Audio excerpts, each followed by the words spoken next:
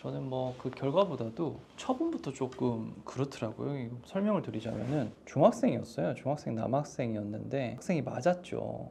맞아가지고 위에 올라탄 상태에서 주먹으로 때리는 바람에 전치 4주가 나온 상황이었어요. 그래서 당연히 이 학생 입장에서는 학교폭력 신고를 했고, 그런데 이제 그 때린 학생이 있죠. 때린 학생도 이제 학교폭력으로 다시 신고를 한 거예요. 소위 마폭이라고 하죠. 마폭 신고를 했는데 그 내용을 보니까 이 상대방 아이가 먼저 뭐 자기 부모 욕을 했다, 그리고 휴대전화로 자기 목을 때렸다. 그래서 그때 결과가 어떻게 나왔었냐면, 학폭위에서의 결과를 지금 보니까 맞았던 학생이 있죠. 맞았던 학생한테는 학교봉사 4시간 사무처분이 나왔고, 때렸던 학생한테는 오히려 사회봉사 2시간, 뭐 수치는 하나가 올라가기 4, 5처분으로 올라가긴 했는데 2시간 정도로 이렇게 나왔더라고요. 기본적으로 제가 좀 놀랐던 게 상대방 학생에 대한 처분 수위가 상당히 낮더라고요. 보통 이제 저희가 생각하기에 상해 진단서 4주, 6주 뭐 이런 식으로 나오게 되면은 출석 정지부터 보통 생각을 하거든요. 이것도 4호 정도로 되게 낮게 나왔고, 어쨌든 그렇게 해서 그 맞은 학생도 피해를 많이 입었는데도 불구하고 3호 이런 처분이 나왔었죠. 행정심판 청구했지만 뭐 당연히 뭐 기각이 났고, 소송으로 가가지고 결국 이 법원에서 결론을 그렇게 내렸습니다. 이거는 학교 폭력으로 보기 어렵다, 소극적인 방어다 라는 식으로 해서 취소를 했죠.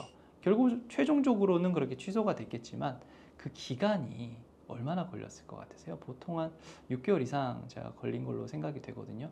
그 기간 동안 이 친구는 4주라는 피해를, 엄청난 피해를 입었음에도 계속 거기에 묶여서 자기가 오히려 가해자인 것처럼 그런 상황에 묶여 있었던 상황이거든요. 그래서 저는 이 뉴스를 보고도 좀 마음이 좀 많이 아팠어요. 그러면은 이런 마폭 사안들, 이런 사안들에 대해서 그럼 오늘 좀 말씀드리는 시간을 가져보도록 할게요. 그럼 마폭이라는 것부터 제가 좀 설명을 드릴게요. 분명 마폭으로 해야 될 경우도 있습니다. 어떤 경우가 있냐면은 그동안 내가 계속 괴롭힘을 당한 상황이었어. 계속 뭐 괴롭히고 말로 괴롭히거나 뭐 그런 분위기를 만들어가는 것들 있잖아요. 그렇게 해서 폭력을 당하다가 내가 진짜 도저히 참지 못해서 먼저 주먹으로 때리는 경우도, 그런 경우도 분명히 있습니다. 그런 경우에는 저쪽에서 이제 좀 많이 다치는 경우나 그렇게 했을 때 신고를 하죠. 학교폭력 신고를 하고, 그런 경우에는 이제 그 경위를 설명하기 위해서 기존에 내가 당했던 이런 내용들을 그 장기간에 걸쳐서 이렇게 피해를 입었죠, 나도. 그런 부분을 말하는 경우도 있습니다. 그런데 지금 말씀드리는 이런 마폭 사안들은 대부분 어떻게 발생을 하냐면은, 내가 피해를 받아서 신고를 했더니 가해 학생 쪽에서 이제 그것을 인정을 하고 사과를 하거나 이런 식의 뭐 행동, 액션을 좀 취하는 경우들이 있습니다. 그래서 그냥 뭐 애들끼리 다친 사안인데 뭐 그냥 사과하고 뭐 그렇게 마무리를 하면 어떠냐 라는 식으로 하는데, 이게 잘 해결이 안 되는 경우들이 있습니다. 그러면은 저쪽 입장에서도 우리 아이도 그때 뭐 싸우다가 뭐 한 대 맞았네, 아니면 욕설을 한번 들었네, 이런 것들을 알게 되고, 그럼 그걸로 같이 가자, 우리가 때린 거 잘못했다, 하지만 너도 이걸 잘못한 거 아니냐라는 식의 그런 식으로 해서 마폭 신고가 들어오는 경우들이 상당히 많습니다. 대부분 그러면은 결국은 감정이 개입이 되는 것들이거든요. 그렇게 해서 마폭 신고가 들어오게 되고, 그리고 또 문제가, 우리 학교폭력 예방법은 신고가 들어오면 무조건 그거를 절차대로 진행하게 돼 있어요. 이게 무슨 말이냐면은 정말 말도 안 되는 신고가 있을 수도 있잖아요. 그런데 그거를 학교나 이런 중간 단계에서 커트를 할 수가 없는 겁니다. 저쪽 신고한 쪽에 동의가 있지 않은 이상. 그렇기 때문에 무조건 학교폭력대책심의위원회로 사건들이 같이 올라가게 돼 있어요. 이것 또한 하나의 문제라고 볼 수 있는 거죠. 이런 마폭 신고에서는 초기 단계 사건 준비가 되게 중요하거든요. 꼭 항상 말씀을 드리는 부분들인데, 마폭 신고가 들어왔을 때 어쨌든 막을 수는 없다. 요거는 이제 부모님이나 학생들도 좀 알아두시면 될 것 같습니다. 학폭위 결정이 억울하기 전에 그 결정이 억울하지 않게 나오는 게 어떻게 보면 제일 중요하겠죠.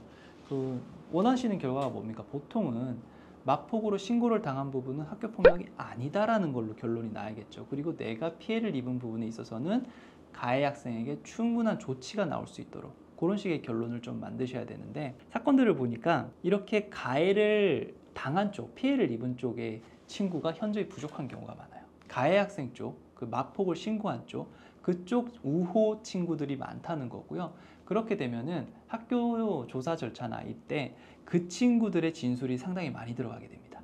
그럼 내가 하지 않은 것도 마치 한 것처럼 그런 식으로 그 학생들의 진술이 나올 수가 있어요. 그래서 초기 단계에서는 나에게 우호적인 친구들의 진술 확보를 하는 게 상당히 중요합니다. 그리고 상대방 학생과 친한 친구들, 그 친구들이 어떤 관계에 있는지 그런 것들에 대한 설명도 저 학교 측에다 빨리 좀 말씀을 하시는 게 좋아요. 그래야 그 관계, 정말 친한 친구들끼리 막 거짓말 해주는 경우도 많거든요. 내가 이 친구에 대해서 때리거나 뭐 욕설을 하거나 한 적도 없는데 아, 그때 이 친구가 먼저 이렇게 했어요. 아니면 싸우는 과정에서 또 같이 때렸어요. 이런 말도 안 되는 주장을 하는 경우가 많다는 겁니다. 그래서 그 부분 준비하시는 거 상당히 중요합니다. 당연히 뭐 CCTV나 이런 것들이 있으면 제일 좋겠지만 학교에 CCTV 없는 경우도 많고요. 있더라도 뭐 복도나 이 정도를 비추는 경우가 많기 때문에 CCTV로 증거를 확보한다는 건 좀 상당히 어려울 수 있습니다.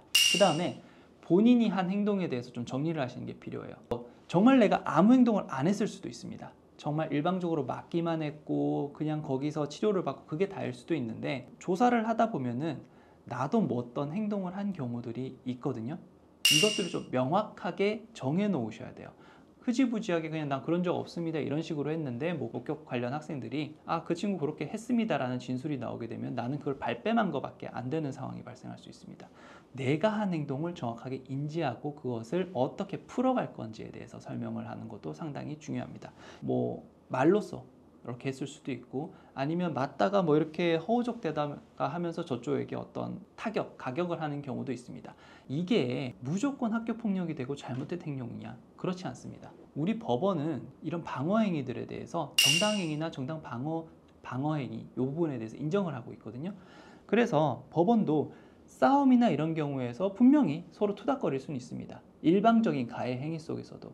그런데 그게 그 상황을 피하기 위한 행동들일 수 있잖아요. 빨리 제쳐놓고 난 도망가기 위해서거나 싸움을 좀 나를 가격을 하는 걸 좀 멈춰달라는 의미에서 그런 욕설이나 이런 경우를 하는 경우도 있습니다. 그런 경우에는 정당 행위가 될 수도 있고 정당 방어 행위가 될 수도 있는 겁니다. 그렇게 되면 위법성이 없어질 수 있어요. 그렇기 때문에 본인이 한 행동을 좀 정확하게 정리를 하시고 내가 그걸 왜 했는지 그 부분에 대해서 좀 명확하게 소명을 하시는 것도 준비 단계에서 꼭 해두셔야 될 부분입니다. 첫 번째로 억울하신 거 맞습니다. 잘못을 한 것도 아니고 억울한 상황에서 내가 폭행을 당하고 상해까지 입고 때로는 뭐 욕설까지 이렇게 맞고 해서 나는 견디다 못해 신고를 한 건데 저쪽에서 그런 마폭 신고를 한다면 정말 억울하실 상황이 맞습니다. 그래서 그 울분을 토하시는 경우도 있는데 어쨌든 우리는 진행되는 절차에 맞게 대응을 할 수밖에 없습니다. 그런 마폭이 들어왔다면 우리 아이의 행동이 뭔지 정리하는 게 제일 중요합니다. 그게 어떤 행동을 인정할지 부정할지 그 부분부터 시작을 하는 거겠죠. 어떤 말을 했는지 안 했는지. 그 다음에 두 번째, 하지 않았다면 당당하게 그쪽 방향으로 가시되 만약 어떤 행동을 했다, 어떤 말을 했다라고 하면은 그 말, 행동을 한 경위, 과정에 대해서 제대로 준비하셔야 됩니다. 이게 어떤 나도 저쪽에게 가해를 하겠다 이런 상황이 되지 않도록 그런 상황이 만들어지지 않도록 준비를 하시는 게 좋습니다. 그래서 이때 좀 용기가 필요해요. 아이 같은 입장에서는 내가 또 문제가 될 것 같은 경우라서 그거를 숨기거나 축소하거나 그렇게 할 확률이 좀 있거든요. 그렇기 때문에 그거는 부모님께서 좀 사건을 이끌어 가시면서 사건 파악을 정확하게 하셔야 됩니다. 그거는 선생님과의 대화를 통해서 좀 확인을 할 수 있는 부분이에요. 상황을 객관적으로 파악을 하십시오. 그 다음에 이 부분은 정말 억울하다라는 생각이 드신다면은 법적으로 조언을 해주실 수 있는 분이 있으시다면 그 분에게 이런 상황에 대해서 어떤 식으로 말을 하는 게 좋을까요? 라는 조언을 구하십시오.